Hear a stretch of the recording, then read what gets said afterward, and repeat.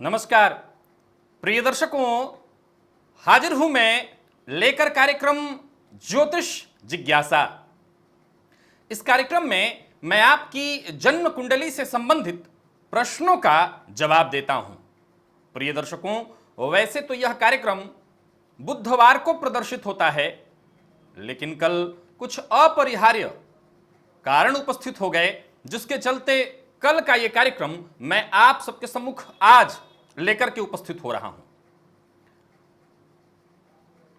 कार्यक्रम के प्रारंभ में मैं बता दूं, कल शुक्रवार है और जैसा कि आप सभी जानते हैं, शुक्रवार को आपका अत्यंत प्रिय कार्यक्रम, जो कि एक लंबे समय से चला आ रहा है और सनातन धर्मियों को बेहद आनंदित कर रहा है, कार्यक्रम सवाल आपके जवाब हमारे। इस कार्यक्रम में सनातन धर्म से संबंधित प्रश्नों को ही जगह प्राप्त होता है। आपके पास यदि सनातन धर्म से संबंधित, पूजा पाठ से संबंधित प्रश्न हैं तो आपका स्वागत है। प्रश्न नहीं है तब भी आपका स्वागत है, क्योंकि यह कार्यक्रम देखकर सनातन धर्म से संबंधित कई ऐसे प्रश्न जो आपके मन में उत्पन्न होते रहते हैं, उसका आपको जवाब मिल जाएगा। एक और बात, प्रिय दर्शकों, कार्यक्रम ज्योतिष जिज्ञासा, इसके भी कई सारे एपिसोड बन गए और अब मेरे मन में एक बात उत्पन्न हो रहा है। इस कार्यक्रम से ज्योतिष प्रेमियों की जो इच्छा की पूर्ति है वो नहीं हो पा रही है। कारण, इस कार्यक्रम में किसी व्यक्ति विशेष की कुंडली से संबंधित प्रश्नों का मैं जवाब देता हूं तो या तो ये वो समझ सकता है, या मैं जवाब दे रहा हूं तो मैं, बाकी के जो कार्यक्रम देख रहे हैं उन लोगों को इससे विशेष कोई लाभ नहीं हो पाता। और मेरे कार्यक्रम का एकमात्र उद्देश्य है कि ज्यादा से ज्यादा लोग ज्योतिष से जुड़ें, ज्योतिष को समझें। तो मैं आप सबों से प्रार्थना करना चाहता हूं कि अगर आपकी इच्छा हो तो इस कार्यक्रम में थोड़ा सा हम बदलाव कर दें। निसंदेह कार्यक्रम का नाम बहुत ही श्रेष्ठ है, जिज्ञासा, ज्योतिष जिज्ञासा। और यहां पर केवल जन्म कुंडली से संबंधित, हां, मैंने खुद ही यही कहा था कि आपकी जन्म कुंडली से संबंधित प्रश्नों को लूंगा, लेकिन मैंने अब देखा इससे आपके प्रश्न का जवाब तो हो जाता है, लेकिन ज्योतिष प्रेमियों की जो भूख है वो शांत नहीं हो पाती। और ज्योतिष प्रेमियों के भूख को बनाए रखने के लिए फिर ऐसे प्रश्न होने चाहिए जो उनके भूख को शांत न करे वरन और बढ़ा दे। तो मैं आपसे प्रार्थना करता हूं कि प्रयास अब अगले सप्ताह से हम यही करेंगे कि ज्योतिष जिज्ञासा में जो प्रश्न आप दें वो पूर्णतः ज्योतिष से संबंधित होने चाहिए, लेकिन सार्वभौमिक प्रश्न हो, प्रश्न ऐसे हों जो सार्वभौमिक हों, सबके समझ में आ जाए। अब अगर मैं किसी की कुंडली से रिलेटेड प्रश्न बताऊं तो या तो इनको पता चलेगा या मुझे, बीच में जो दर्शक सुन रहे हैं उनको इसका कोई लाभ नहीं मिल पाता। तो आप इतनी मदद मेरी अवश्य करिए कि बिना परेशान हुए, आपके भी मन में ज्योतिष से रिलेटेड ही प्रश्न उत्पन्न होते रहते होंगे, उन प्रश्नों को, क्योंकि कई बार कमेंट में आपको उसका जवाब नहीं मिल पाता, तो आप उन प्रश्नों को पूछिए। हां, कुंडली से संबंधित नहीं, क्योंकि सीधा सीधा जब आप कुंडली रख रहे हैं तो यह केवल आपके लिए हो जा रहा है, किसी और के लिए नहीं। तो मेरी इस प्रार्थना को स्वीकार करिए और कल के लिए सवाल आज के कार्यक्रम के कमेंट में याद रखना है, पूजा पाठ, सनातन धर्म से संबंधित प्रश्न। और ज्योतिष जिज्ञासा का जो स्वरूप है उसमें थोड़ा हेरफेर होगा, बदलाव होगा। नाम यही, कार्यक्रम यही, समय यही, परंतु बदलाव होगा इसके स्वरूप में। आपके साथ से, आपके सहयोग से चलते हैं आज तो इस कार्यक्रम को कर ही ले। सबसे पहला प्रश्न है सुप्रिया तिवारी जी का। इन्होंने पूछा है, सिंह लग्न और सिंह राशि, पांचवें घर में मंगल बुध राहु शुक्र की युति है और छठवें भाव में शनि सूर्य की युति है, क्या वैवाहिक जीवन खुशहाल नहीं होगा? और आगे इन्होंने लिखा है, लग्न में ही गुरु और चंद्रमा की युति है। वैवाहिक जीवन के बारे में ये कहना चाहती हैं और सिंह लग्न की कुंडली है, तो लग्नपति यहां पर सूर्य बनते हैं, जो जाकर के शनि के साथ षष्ठम स्थान में बैठे हैं और शनि सप्तम भाव के स्वामी होते हैं।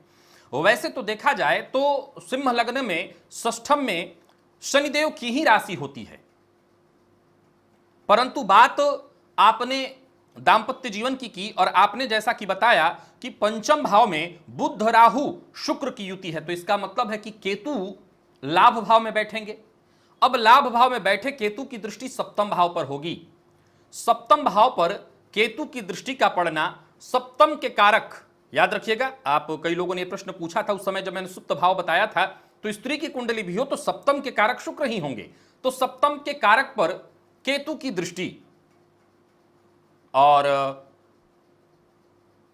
अब गुरु की स्थिति आपकी कुंडली में कमजोर हो जाती है किसी प्रकार से, क्योंकि शुक्र राहु के साथ बैठे हैं और सप्तम पति षष्ठम में हैं, स्वगृही लेकिन षष्ठम में, तो गुरु भी अगर आपकी कुंडली में कमजोर अवस्था में बैठे हैं तब निसंदेह दाम्पत्य जीवन ज्यादा खराब होगा। लेकिन अगर गुरु की स्थिति अच्छी है तो वो पति के कारक हैं, तो दाम्पत्य जीवन में मतभेद की बात कही जाएगी केतु की दृष्टि के कारण, और केतु की दृष्टि शुक्र पर होने के कारण, केतु राहु और शुक्र की युति होने के कारण, तब दाम्पत्य जीवन को खराब कहा जाएगा। अन्यथा दाम्पत्य जीवन में मतभेद, गुरु की स्थिति को अवश्य देखिए जिसका जिक्र आपने इस प्रश्न में नहीं किया है।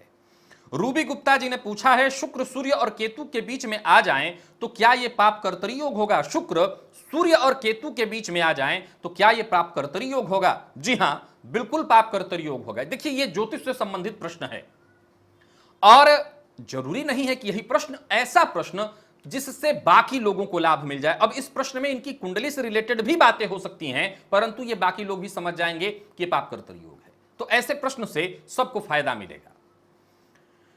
अंकित कुमार जी ने पूछा है, मिथुन लग्न में एकादश भाव में मंगल चतुर्थ भाव में बैठे हैं, एकादश भाव का स्वामी मंगल चतुर्थ भाव में बैठे हैं तथा भाग्य भाव का स्वामी शनि एकादश भाव में बैठे हैं, शनि पर मंगल की दृष्टि है, क्या प्रभाव होगा?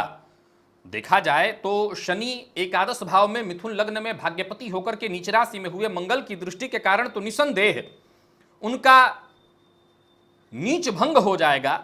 लेकिन विचारणीय क्या है, मंगल इस लग्न में कारक नहीं है, मिथुन लग्न में मंगल कारक नहीं है, लाभेश जरूर बनते हैं लेकिन छठवें से छठवा, त्रिक भाव से छठवें से छठवा जाकर के चतुर्थ में बैठे, तो चतुर्थ भाव घर है, आपका घर, सुख, वहां पर ये कलह की स्थिति उत्पन्न करेंगे, कलह का वातावरण वहां पर बनाएंगे।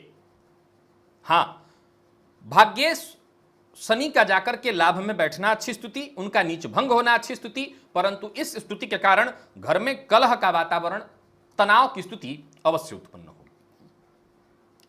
शिल्पा जी ने पूछा है, शिल्पा कछवाहा जी ने पूछा है, कुंभ लग्न और सिंह राशि की कुंडली में लग्न में राहु, सातवें भाव में शनि केतु चंद्र और शुक्र की युति हो तो जातक का वैवाहिक जीवन कैसा होता है? कुंभ लग्न है, सिंह राशि है और कुंडली में लग्न में ही राहु बैठे हैं, सातवें भाव में शनि केतु और चंद्रमा शुक्र की युति है। अब देखा जाए तो यह स्थिति जो आप बता रही हैं तो वैवाहिक जीवन में परेशानी की स्थिति को दर्शा रहा है। सीधी सी बात है, सप्तम भाव में जिन ग्रहों की आप गणना कर रही हैं, निसंदेह सूर्य की राशि में बैठे शनि लग्न को देख रहे हैं जो उनका घर है, लेकिन फिर भी चंद्रमा के साथ विष योग का निर्माण करके, केतु के साथ श्रापित योग का निर्माण करके दाम्पत्य को कमजोर करने की स्थिति को बना रहे हैं। अगर कुंडली में आपके सूर्य और साथ ही साथ गुरु भी कमजोर हुए, क्योंकि आपने शिल्पा नाम बताया तो स्त्री की कुंडली हुई, तो सूर्य और गुरु की स्थिति भी कमजोर हुई, तो फिर वैवाहिक जीवन खराब कष्टप्रद होगा। मुकेश प्रजापति जी ने पूछा है, कर्क लग्न में ही मंगल और धन भाव में शनि, नवम भाव में केतु, बुध और चंद्रमा और दसम भाव में सूर्य, लाभ में शुक्र और गुरु 12वें भाव में विदेश योग है और पैतृक संपत्ति मिलेगी, कब तक? देखिए साहब, आपके लिए पूछना बड़ा आसान होता है, ये सब कब तक, मैं कैसे बता सकता हूं कब तक, जब तक कि आपकी कुंडली मेरे पास नहीं। इसलिए भी इस कार्यक्रम में अब बदलाव अत्यंत आवश्यक हो गया है कि आपके पास प्रश्न है, आपने पूछ दिया, लेकिन मेरे पास इसका न तो कोई फुल प्रूफ जवाब होता है और न मैं खुल के उसका जवाब दे सकता हूं, क्योंकि मैं कुंडली तो देख नहीं रहा हूं। हां, सामान्य प्रश्न के आधार पर सामान्य जवाब दे सकता हूं, तो वो कार्यक्रम ही क्या जहां सामान्य जवाब आए। निसंदेह इतने सारे एपिसोड बनने के बाद ये बात समझ में आई कि कुछ बदलाव करना चाहिए। आपने आगे लिखा है कोर्ट केस चल रहा है। अब देखा जाए तो कर्क लग्न में ही मंगल बैठे हैं आपके, और धन भाव में शनि, नवम भाव में आपने कहा है केतु, बुध और चंद्रमा। देखा जाए तो कर्क लग्न में द्वितीय भाव के स्वामी सूर्य बन जाते हैं, पैतृक संपत्ति के स्वामी सूर्य, और आपका यह कहना है कि सूर्य जाकर के कहां पर बैठे हैं तो दसम भाव में बैठे हैं। तो एक बात तो तय हुआ कि ये धनवान के दृष्टिकोण से महाधनी योग मैंने बताया, पैतृक संपत्ति अवश्य मिलनी चाहिए। अब कब तक, इसके लिए आपकी कुंडली को देखना होगा। और विदेश जाने की अगर आप बात कर रहे हैं तो विदेश भाव के स्वामी यहां पर अगर देखा जाए तो जिस स्थिति में बैठे आप बता रहे हैं, विदेश भाव के स्वामी यहां देखा जाए तो बुध हो जाएंगे, और आपका यह कहना है कि नवम भाव में केतु, बुध और चंद्रमा, तो नवम भाव में बैठे हैं बुध, निसंदेह विदेश जाना, विदेश आना जाना, विदेश का भाग्य का स्वामी जाकर के विदेश में ही बैठा है, तो सीधी सी बात है भाग्य विदेश में मिलेगा। अब आप प्रयत्न करें, बसने का प्रयास करें तो वहां सदा के लिए बस भी सकते हैं। नीरज मिश्रा जी का प्रश्न है, वृषभ लग्न की कुंडली में यदि पंचमेश और सप्तमेश तथा अष्टमेश और लग्नेश एक ही साथ अष्टम भाव में बैठे हों तो क्या जातिका का विवाह प्रेम विवाह होगा उसके परिवार वालों की मर्जी से? अच्छा, वृषभ लग्न की कुंडली में यदि पंचमेश और सप्तमेश तथा अष्टमेश और लग्नेश, यानी आपका कहना है चार ग्रह एक ही साथ अष्टम भाव में बैठे हैं। देखिए, जिस तरह की ग्रह स्थिति आपका बताना है, वृषभ लग्न की कुंडली में अगर देखा जाए तो जो स्थिति आप बता रहे हैं, आप प्रबलतम प्रेम विवाह की संभावना है। अब घर परिवार की मर्जी की स्थिति तो बात की बात है, उसमें बाकी की ग्रह स्थितियों को समझना होगा। हां, प्रेम विवाह की संभावना, चाहे वो शुक्र से देखा जाए, चाहे वो सप्तम भाव से देखा जाए, प्रेम भाव की संभावना, और पंचम भाव के स्वामी चतुर्थ में जाकर सुख में हुए, यानी अपने से सुख में, तो प्रेम विवाह की संभावना प्रबल है। परिवार की मर्जी होगी या नहीं, ये बाकी की स्तुति कुंडली में सूर्य इत्यादि के अंश बल को देखकर, चंद्रमा यानी माता पिता मानेंगे कि नहीं, भाई बहन मानेंगे कि नहीं, उनकी स्थिति को देखकर पता चलेगा, द्वितीय भाव को देखकर चलेगा। चिंतन सेठ जी ने पूछा है, सिंह लग्न लाभ भाव का स्वामी और धन भाव का बुध द्वादश भाव में, ठीक है, लग्नेश के साथ अस्त होकर के बैठे हैं और लाभ भाव में शुक्र बैठे हैं, बुध पर कोई ग्रह दृष्टि नहीं डाल रहे हैं, शुक्र पर मंगल की और शनि की दृष्टि है। ठीक है, आपने इतना ही प्रश्न लिखा है। आपने लिखा है कि सिंह लग्न में लग्न लाभ भाव का स्वामी, सिंह लग्न लाभ भाव का स्वामी और धन भाव का स्वामी, सीधी सी बात है, यहां बुध ही बन जाते हैं, लाभेश और धनेश। और आपका कहना है कि जाकर के 12वें भाव में बैठे हैं लग्नेश के साथ, यानी बुधादित्य योग है कुंडली के 12वें भाव में। अब आप कहना चाहते हैं कि अस्त होकर के बैठे हैं और लाभ भाव में शुक्र बैठे हैं, जो कि सिंह लग्न में कोई कारक प्लैनेट नहीं है, तृतीय के स्वामी होकर के आपका कहना है कि लाभ भाव में जाकर के बैठे हैं। अब यहां पर विचारणीय आपका प्रश्न यह होता है कि आपने कहा कि बुध पर और सूर्य पर कोई ग्रह नहीं दिख रहा, परंतु लाभ भाव पर लाभ भावगत शुक्र पर शनि की और मंगल की दृष्टि पड़ रही है, और सिंह लग्न की कुंडली में शनि पर, यानी लाभ भावगत शनि पर दृष्टि पड़ना, और किसका, तो सूर्य शनि का, यह बिल्कुल ठीक नहीं है, लाभ के मार्ग में बाधा और अवरोध उत्पन्न करने वाला होगा। तो वहीं लग्नेश और लाभेश और धनेश का व्यय भाव में चले जाना, यह लाभ होने में बाधा और होने के बाद धन संचयन में बाधा। निरंतर जातक का व्यय होता रहे, कई बार वो खुद पर भी करेगा और अनर्गल व्यय करेगा, तो व्ययाधिक्य के कारण परेशानी को यह दर्शा रहा है। शनि अवस्थी जी ने पूछा है, कर्क लग्न की कुंडली में चतुर्थ भाव में चंद्रमा, मंगल और केतु की युति ग्रहण योग माना जाएगा या चंद्रमा मंगल योग? दोनों ही योग माना जाएगा। कर्क लग्न की कुंडली में आपका कहना है कि चतुर्थ भाव में चंद्रमा, मंगल और केतु ग्रहण माना जाएगा या चंद्र मंगल योग, दोनों माना जाएगा। यहां पर अगर देखें तो ग्रहण मंगल केतु के साथ बैठे तो अंगारक, लेकिन ज्योतिष शास्त्र कहता है कि मंगल केतु की युति में केतु बहुत अच्छा फल प्रदान नहीं कर पाते, निसंदेह मंगलवत प्रभाव देते हैं, लेकिन मंगल के साथ हो तब नहीं। इसके पीछे क्या रहस्य, कभी भविष्य में इस पर भी चर्चा कर लूंगा, आज उसके लिए समय नहीं है। पर इतना बता दूं कि यहां पर केतु बहुत अच्छा रिजल्ट नहीं कर पाते। अब आपने पूछा कि चंद्र मंगल या ग्रहण या अंगारक, मैं आपको बता दूं कि कर्क लग्न की कुंडली है, अगर अंश बल में चंद्रमा और मंगल के पास बल है तो निसंदेह चंद्र मंगल योग, निसंदेह चंद्र मंगल योग, उसका प्रभाव ज्यादा होगा। अब सवाल उठता है कि राहु की दृष्टि पड़ रही होगी, सीधी सी बात है, तो मन का अशांत होना, क्रेडिट कम मिल पाना, तो ये परेशानियां तो आम उत्पन्न होंगी। तो ये कोई बहुत बड़ी बात नहीं है। चंद्रमंगल के चलते जीवन काल में सुख लाभ रहता है, तो जब जिनके जीवन में सुख है, लाभ है, उनके जीवन में आम परेशानियां तो होती ही हैं। मंजू शुक्ला जी ने पूछा है, वृषभ लग्न में मंगल सप्तमेश होकर के दूसरे स्थान पर हैं, 7वें स्थान पर राहु बैठे हैं, शनि दशम दृष्टि से सप्तम भाव को देख रहे हैं, क्या फल होगा? गोमेद पहना हुआ है, ठीक है कि निकाल दें?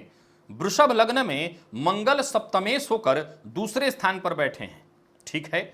7वें स्थान पर राहु बैठे हैं, शनि दशम दृष्टि से सप्तम भाव को देख रहे हैं, तो राहु सप्तम में और शनि की दृष्टि सप्तम पति जाकर के द्वितीय भाव में बैठे, तो ये अपने से षडाष्टक योग हो गया।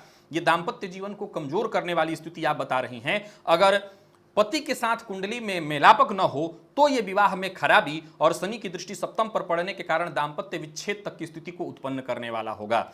गोमेद आपने पहना है, इस रत्न को पहनना चाहिए या नहीं, इस पर कुछ कहना बहुत उचित नहीं है। वृषभ लग्न में नुकसानदेह तो नहीं होता, परंतु मैं गोमेद के लिए पूरी तरह तब तक नहीं कुछ कहूंगा। मेरे हिसाब से तो ना पहनना उचित है, परंतु तब तक नहीं कहूंगा जब तक अंश इत्यादि पता न हो। प्रदीप चौहान जी का प्रश्न अगला है। इन्होंने पूछा है, तुला लग्न में राहु दूसरे घर में 8 डिग्री पर, केतु 8 डिग्री पर, गुरु 15 डिग्री पर, शुक्र 25 डिग्री की युति अष्टम घर में और सूर्य 8 डिग्री, बुध 14 डिग्री की युति दशम घर में और शनि 29 डिग्री, चंद्रमा 25 डिग्री, मंगल 18 डिग्री की युति 12वें घर में। इस बालक की शिक्षा कैसी रहेगी? और अभी राहु की महादशा चल रही है। तुला लग्न में इनका कहना है कि राहु दूसरे घर में 8 डिग्री और केतु 8 डिग्री, गुरु 15 डिग्री, शुक्र 25 डिग्री, ये सब अष्टम भाव में बैठे हैं। इनका आगे कहना है कि सूर्य 8 डिग्री, बुध 14 डिग्री की युति 10वें घर में और शनि 29, चंद्र 25, मंगल 18 की युति 12वें घर में। तो सीधी सी बात है कि तुला लग्न में अगर देखा जाए तो शिक्षा भाव के स्वामी बन जाएंगे शनिदेव, और आपका कहना है कि शनिदेव 12वें चले गए हैं, तो शिक्षा भाव का स्वामी जाकर के 12वें भाव में बैठा, शिक्षा का कारक अष्टम भाव में, और ये सब के सब विशेषकर राहु का संबंध हो गया यहां पर शिक्षा भाव के कारक और स्वामी के साथ। तो ये शिक्षा को खराब करने वाली स्थिति आप बता रहे हैं। और आपने ऊपर से कहा है कि राहु की महादशा चल रही है, तो राहु की यह महादशा बाल्यकाल में अगर बालक है तो उसकी शिक्षा को पूरी तरह से कमजोर करने वाला होगा, शिक्षा को खराब करने वाला होगा। राजेश बिज रानिया जी ने पूछा है, सभी ज्योतिषी कहते हैं कि लग्नेश अच्छी स्थिति में होने से कुंडली बली होती है, परंतु कुछ महान लोगों की कुंडली में लग्नेश नीच का होता है, फिर भी वे महान बनते हैं। उदाहरणार्थ रतन टाटा जी की कुंडली। राजेश जी, अगर आप मेरे कार्यक्रमों को देखें तो मैंने भी रतन टाटा की कुंडली, आपका नाम मीरा से है, की कुंडली अध्ययन मैंने की है और भी कई लोगों की है। याद रखिए, आप उन कार्यक्रमों को जरा जाकर के ध्यान से देखिए, आप पाएंगे कि उन कार्यक्रमों में मैंने कुंडली विश्लेषण बिल्कुल ना के बराबर किया है, केवल मोटिवेशन से संबंधित बातें आपको कही हैं, मोटिवेट करने के लिए ग्रहों का बस सहारा ले लिया है। क्यों? क्योंकि वो एक भी कुंडली सही है इसकी कोई गारंटी नहीं है। अभी लगातार कई दिनों से लोग लगातार, आप अगर कमेंट पीछे क्या जाकर के पढ़ेंगे तो सुशांत सिंह राजपूत की कुंडली की, अरे भाई कहां से है आपके पास सुशांत सिंह की कुंडली? आप जो इंटरनेट पर देख रहे हैं वो नहीं है सही। मैं आपको खुल के बता दूं, ये सब बातें कहना अजब सा लगता है, जैसे कुछ अपने आप को सिद्ध करना मैं बहुत बड़ा हो गया हूं।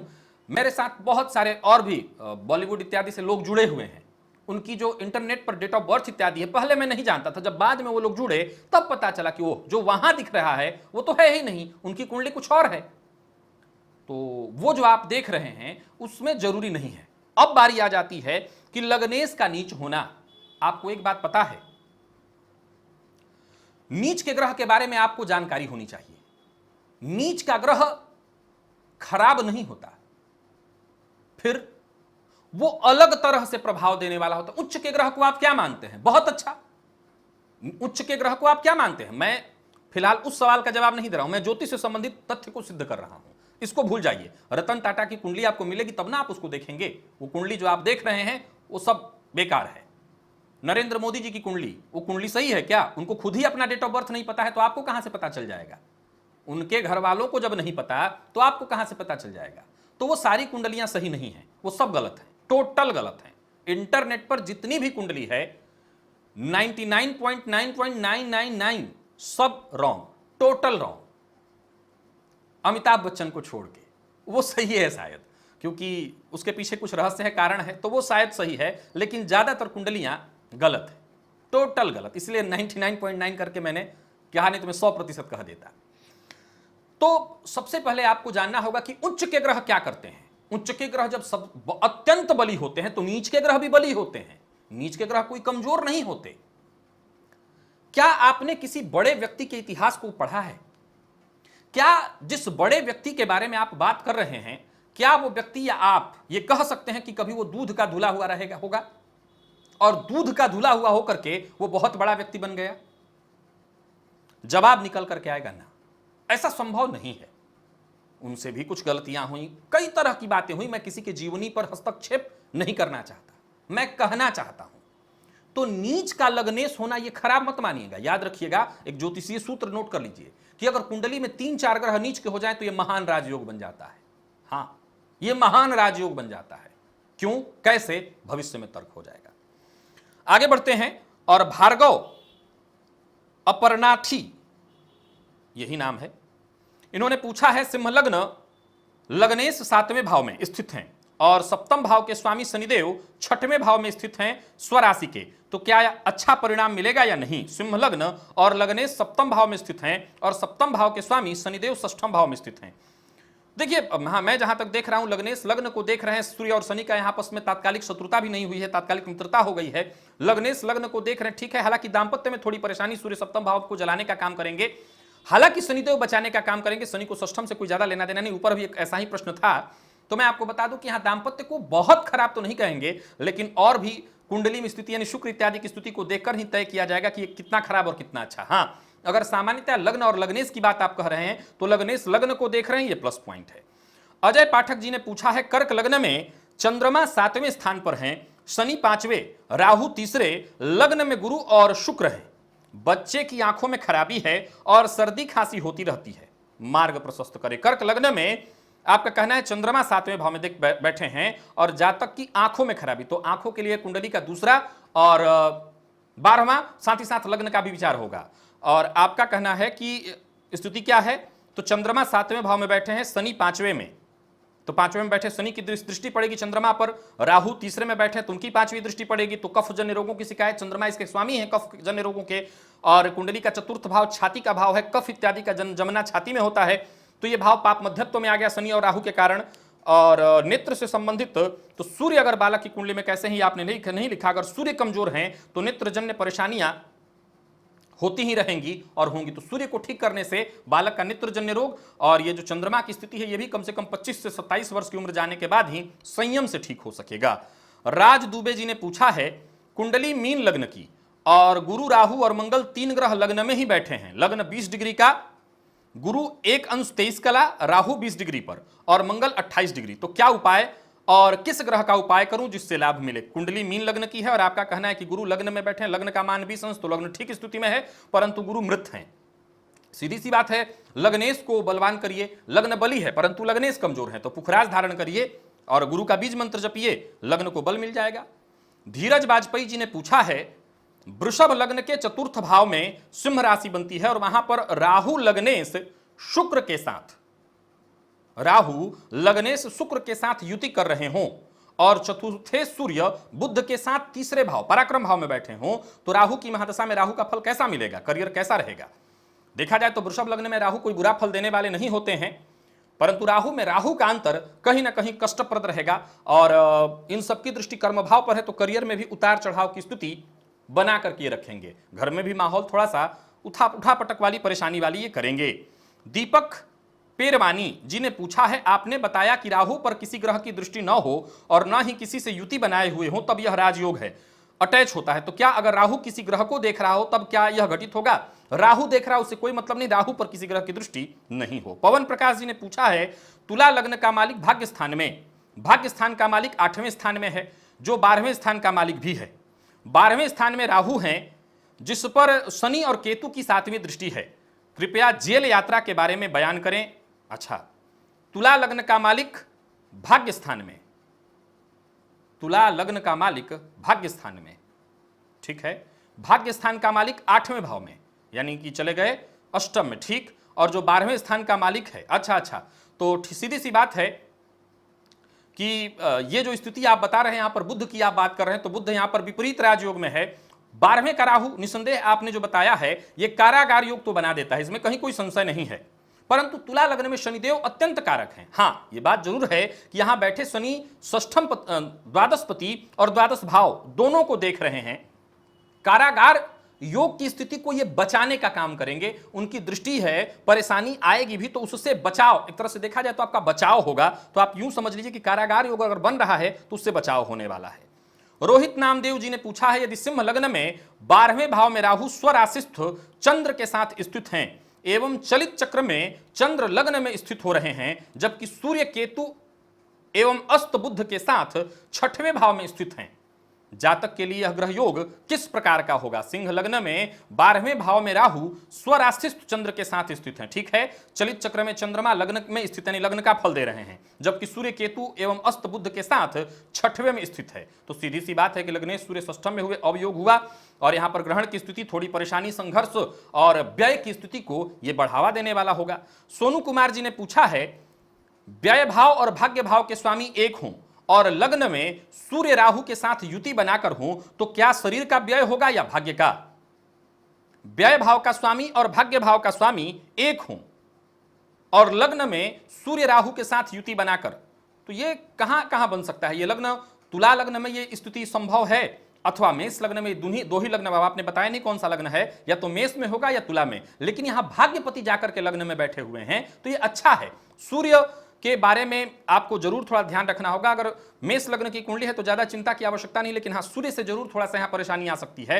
लेकिन ये दोनों ही अवस्थाओं में भाग्यपति भी जाकर के लग्न में बैठे हैं ना, तो भाग्यपति लग्न में बैठे तो केंद्र त्रिकोण राजयोग हो गया, वहां पर व्ययपति होने से उनको कोई दोष नहीं होगा, क्योंकि वो भाग्य से त्रित्रिकोण के स्वामी हैं।